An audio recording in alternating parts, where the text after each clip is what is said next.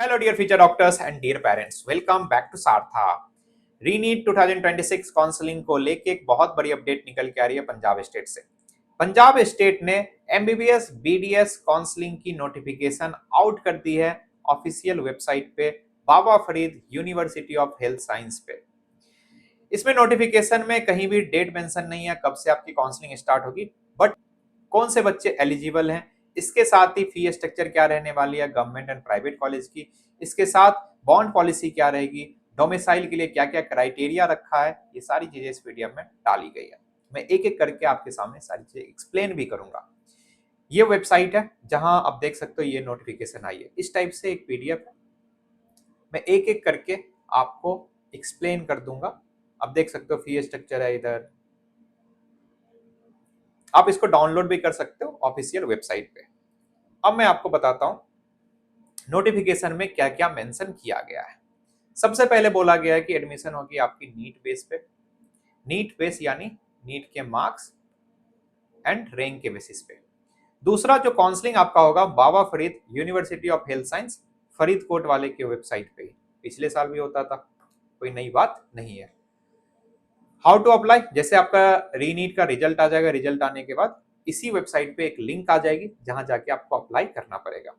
Seat information भी इसी website पे आपको बाद में अपडेट किया जाएगा।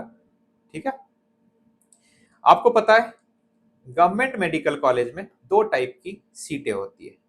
एक 15% ऑल इंडिया कोटे की सीट होती है और 85% सीट स्टेट कोटे की होती है। जिस बच्चे के पास पंजाब स्टेट की डोमिसाइल होगी वो बच्चे 85% सीट पे फाइट कर सकते हैं, वही बच्चे पंजाब स्टेट के काउंसलिंग में पार्टिसिपेट कर सकते हैं। बाकी अगर कोई बच्चा पंजाब स्टेट में गवर्नमेंट एमबीबीएस सीट लेना चाहता है तो उसको ऑल इंडिया काउंसलिंग में पार्टिसिपेट करना पड़ेगा और वो काउंसलिंग करवाती है एमसीसी।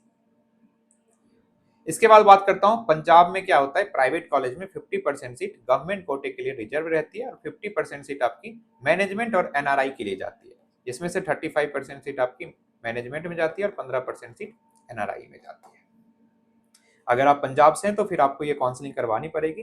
पंजाब एक क्लोज स्टेट है, अगर कोई बच्चा प्राइवेट मेडिकल कॉलेज पंजाब में लेना चाहता है वो नहीं ले सकता है, क्योंकि दूसरे स्टेट के बच्चे पंजाब स्टेट के काउंसलिंग पार्टिसिपेट नहीं कर सकते हैं प्राइवेट मेडिकल कॉलेज के लिए भी। सिर्फ आप गवर्नमेंट कॉलेज में एडमिशन ले सकते हैं, वो भी ऑल इंडिया कोटे से। एक एक्सेप्शन है सीएमसी लुधियाना का। स्टेट कोटा के लिए कौन कौन से बच्चे एलिजिबल हैं? The candidate should be citizen of India, Indian होने चाहिए आप। The candidate must have pass class 11th और 12th from the state of the Punjab, या क्लास 11th या 12th आप स्टेट ऑफ पंजाब से पास किए रहने चाहिए, या the candidate should have been born in the state of the Punjab, या आपका जन्म पंजाब में हो रखा हो। चौथा क्राइटेरिया है, अगर आपके पास पहला फुलफिल हो गया तो वेल एंड गुड, नहीं तो फिर दूसरा क्राइटेरिया, नहीं तो फिर चौथा क्राइटेरिया ये है the candidate must be permanent resident of the state of Punjab. चौथा क्राइटेरिया आप पंजाब स्टेट के रेसिडेंट होने चाहिए। अब रेसिडेंट के लिए क्या क्या क्राइटेरिया दिया गया, एक तो क्राइटेरिया दिया गया स्टडी का। The candidate who have study for the 5 year in the Punjab, वो भी एलिजिबल है पंजाब स्टेट के डोमिसाइल के लिए, या study in the Punjab for the 2 year just preceding the qualifying examination. जैसे आपने 2026 में क्वालिफाई किया है, पिछले 2 साल आप पंजाब स्टेट में पढ़े हुए होने चाहिए। दूसरा द चिल्ड्रेन या वार्ड्स ऑफ, अलग अलग एम्प्लॉय के लिए यह है, employ of the Punjab government posted in या आउटसाइड पंजाब और in the deputation with at least 3 year of the service. आपके पेरेंट्स पंजाब में पोस्टेड है या पंजाब गवर्नमेंट के थ्रू डेपोटेशन पे किसी दूसरे स्टेट में पोस्टेड है, जैसे मानो आपके पेरेंट्स पंजाब स्टेट के अंदर जॉब कर रहे हैं बट डेपोटेशन के लिए उनको दिल्ली भेज दिया गया है और 3 साल से वो काम कर रहे हैं, तो आप भी एलिजिबल माने जाओगे। Employ of the government of India posted in the Chandigarh और the Punjab in the connection with the affairs of the Punjab government for the 3 year, आप भी एलिजिबल माने जाओगे। तीसरा, employ of the state government institution undertaking posted in the Chandigarh और Punjab for the affair of the Punjab government for the 3 year, आप भी eligible माने जाओगे। चौथा, employ the list 3 year service in autonomous bodies या company in which the Punjab government hold 20% और मोर share. Punjab state अगर किसी कंपनी में 20% या 20% से ज्यादा शेयर होल्ड करती है और आपके पेरेंट्स उसमें काम कर रहे हैं 3 साल से, तो आप भी एलिजिबल माने जाओगे। पांचवा क्राइटेरिया है resident residing outside Punjab due to their parents या गार्जियन सर्विस विद द गोल और the Punjab government eligible for the resident certificate if the present address fall within recognize Punjab. अगर आपके पेरेंट्स बाहर काम कर रहे हैं लेकिन आपके पास पंजाब स्टेट की डोमिसाइल है, परमानेंट एड्रेस की प्रूफ है 1/11/1966 के बाद, तो आप भी एलिजिबल माने। सारे गवर्नमेंट जॉब के लिए ये एलिजिबिलिटी क्राइटेरिया नहीं है। एक्सेप्शन क्या है, पीएसयू हो गया, सीपीएसई हो गया, इसके साथ ही आपकी एलआईसी होगी, यहाँ अगर पेरेंट्स काम कर रहे हैं तो आप एलिजिबल नहीं माने जाओगे। छठा क्राइटेरिया क्या, employ in the establishment of the Punjab या हरियाणा हाई कोर्ट। अगर आपके पेरेंट्स हाई कोर्ट में काम कर रहे हैं और वो पंजाब गवर्नमेंट के लिए काम कर रहे हैं एटलीस्ट 3 ईयर के लिए, तो आप भी एलिजिबल माने जाओगे। इसके बाद में बात करता हूं, अगर आपके पेरेंट्स को पेंशन मिलता है पंजाब गवर्नमेंट के द्वारा तो आप भी एलिजिबल माने जाओगे। अगर आप या आपके पेरेंट्स पंजाब में पिछले 5 साल से रह रहे हैं और एप्लीकेशन फॉर्म भरने से पहले 5 साल पूरा हो गया, तो आप भी एलिजिबल हो पंजाब स्टेट की डोमिसाइल के लिए।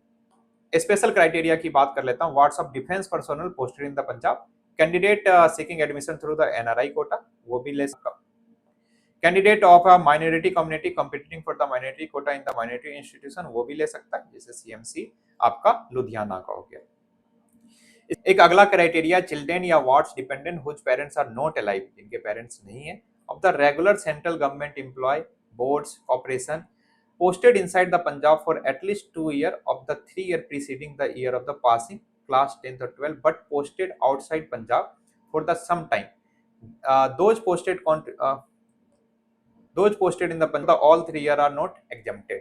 इसका मतलब क्या है कि जैसे मान लो आपके पेरेंट्स पंजाब में पोस्टेड थे लास्ट 3 ईयर से, बट बीच में पेरेंट्स का ट्रांसफर हो गया था। ट्रांसफर होने की वजह से आपने क्लास 11th और 12th पंजाब से नहीं किया, इस कंडीशन में भी आप एलिजिबल माने जाओगे अगर आपके पेरेंट्स अलाइव नहीं है तो। इसके बाद हम बात करते हैं स्टेट कोटा का रिजर्वेशन पॉलिसी क्या। 25% सीट आपकी शेड्यूल कास्ट में जाती है, 10% बैकवर्ड क्लास में, 10% ईडब्ल्यूएस में और 5% पर्सन विद डिसेबिलिटी, 2% आपका बैकवर्ड या बॉर्डर एरिया में, 1% स्पोर्ट पर्सन, 1% जाता है आपका टेररिस्ट में और 1% जाता है वार्ड ऑफ डिफेंस में, 1% जाता है आपका पंजाब पुलिस और 1% जाता है आपका फ्रीडम फाइटर में। गवर्नमेंट कॉलेज की फी स्ट्रक्चर क्या रहने वाली है, फर्स्ट ईयर में आपका 2,02,000, लास्ट ईयर 1,94,000 के आसपास था। हर ईयर पंजाब में 10% फी की इंक्रीमेंट होती है, हमेशा 10% फी बढ़ता है।